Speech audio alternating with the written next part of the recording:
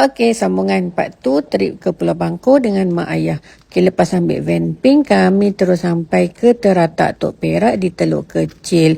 Okey, tengok luaran teratak ni macam biasa-biasa je kan. So, nanti kita tengok kat dalam. Okey, disebabkan kami bawa mak ayah, owner bagi kami sebuah kereta untuk kami bawa mak ayah jalan-jalan. Alhamdulillah dapat free tau. Okey, Teratak Tok Perak ni tepi laut. Tepi jalan, tepi laut memang best. Okey, kita masuk kat dalam. Tadi kat luar biasa-biasa je. Okey, kita masuk dalam pula. Assalamualaikum. Okey. Inilah Teratak Tok Perak. Memang saya puas hati sangat dengan keadaan homestay ni. Ruang tamu yang luas, ruang masak yang luas, penuh peralatan dapur semua cukup lengkap. Ada TV semua.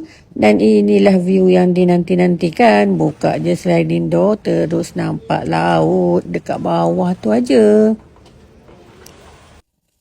Okey, dia ada 2 bilik. Bilik yang pertama, bilik master bedroom ni kita bagi mak ayah lah duduk kan. Okey, dia ada bilik air dekat dalam bilik. So, dan kami ambil bilik yang kedua, bilik comel saja. Dan bilik air dia dekat luar. Okey, puas hati, bersih, kemas. Terus sambut birthday mak dengan ayah dekat sini. Selamatkan kamu. Allah selamatkan kamu. Allah selamatkan mak dan ayah. Allah selamatkan kamu. Ai potong-potong suap lah. Bismillah. Bismillah. Pada pula lah. Sedap. Okey. Alhamdulillah dapat rakam momen-momen best dekat sini. Dapat raikan birthday mak dan ayah dekat sini. Saya tempah kek dengan Bakers Pangku ni je. Memang sedap lah, puas hati kek dia. Okey. View-view kat sini memang superb lah. Ni waktu hari kedua. Air baru nak pasang. Air pasang sampai atas ni.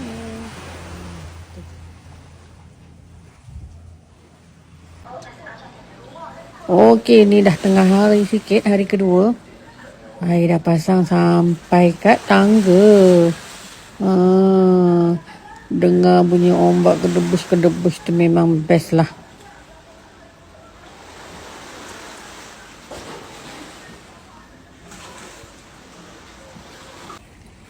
Okey, air sampai kat tangga ni. So, kita boleh turun mandi lah. Ada pintu kat situ, kita boleh turun mandi. Okey, bye. Nantikan part seterusnya.